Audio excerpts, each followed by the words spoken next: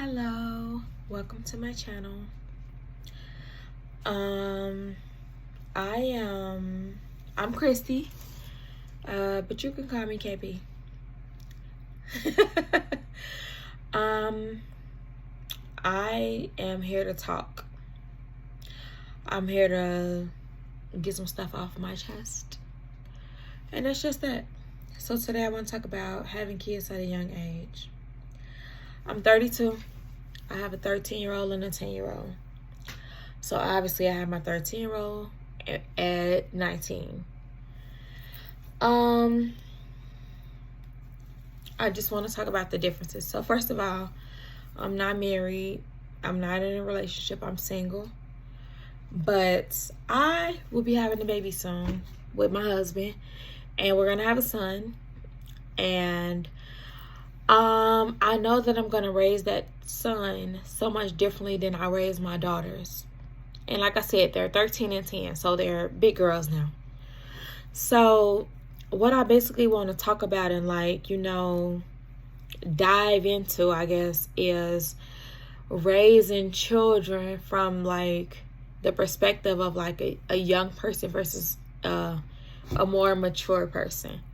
And not saying that, me being in my middle, late 30s, whatever, I always say I'm in my late 30s because 32 is the same as 35. It's the same as 38. Baby, we're in the same boat. We look at life differently. We're more settled in our careers. We're in a different place than we were 25, trying to figure stuff out. And, so whatever. I'm in my late 30s and it is what it is. Accept it or accept it. Anywho,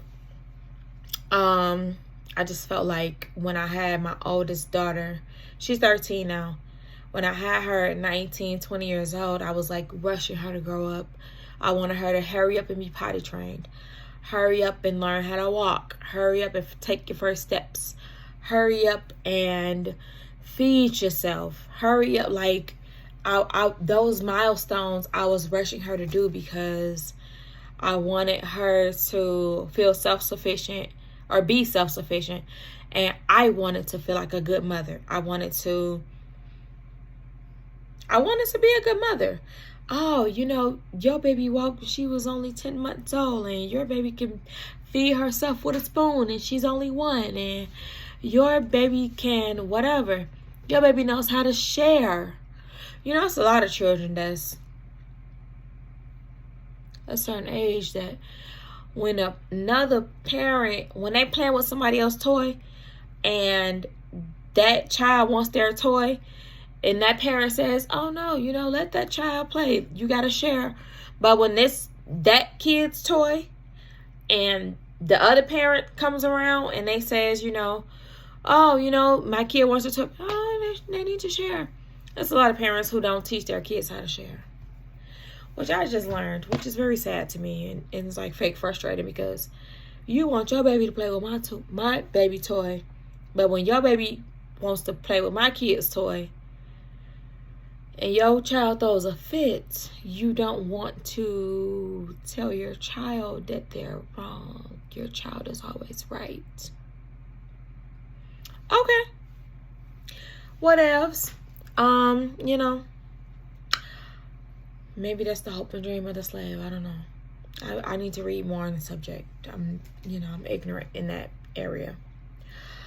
While I do think it's important to teach your child to be a good person, and I do think that being a good person involves sharing and being empathetic and sympathetic and things like that. Who am I to say? Maybe you get farther in life just caring about yourself. And maybe that's what we want for our kids. We don't want them to care about hurting nobody else's feelings. We just want them to protect their own feelings. Whatever. Another reason why I rush my children to grow up was oh, they gotta go to daycare because I gotta work.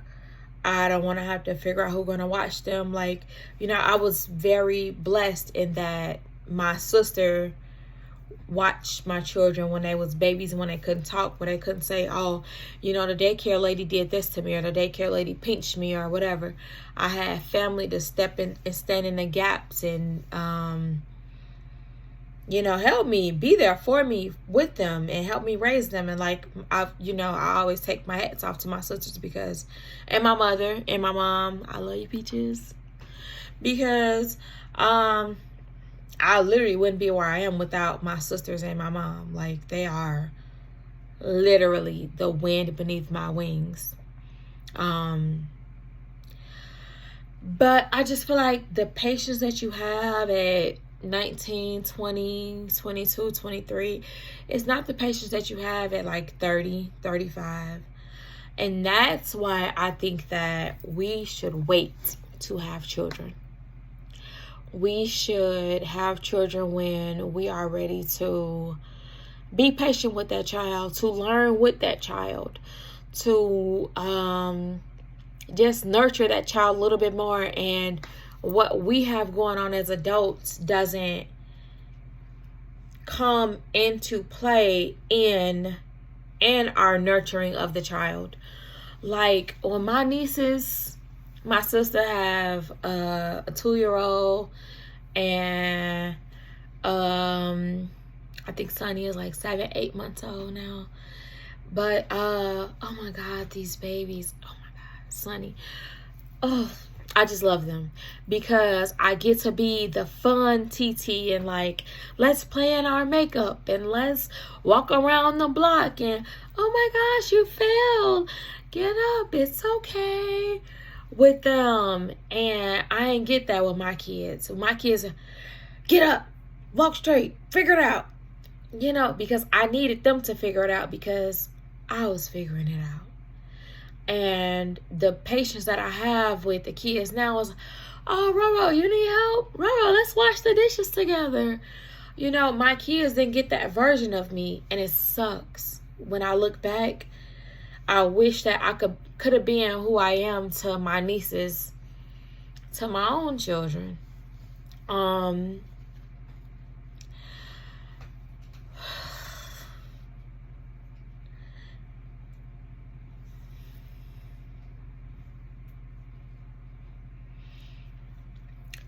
I think that it's important to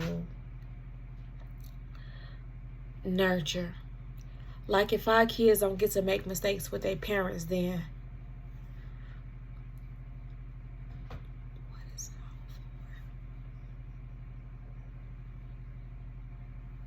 for? What is it all for? You know, that's our jobs in their lives, to be the place where they can be vulnerable, the place where they can make mistakes, the place where they can fall down and get back up.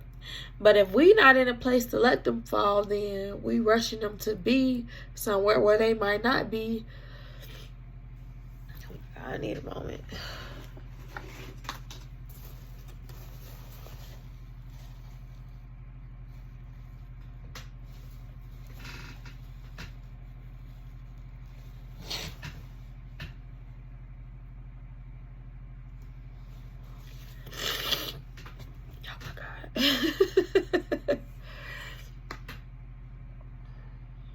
I think that if you have a choice, if you are planning your life, I think that you should wait to have children when you feel like you can nurture them accordingly. That's all.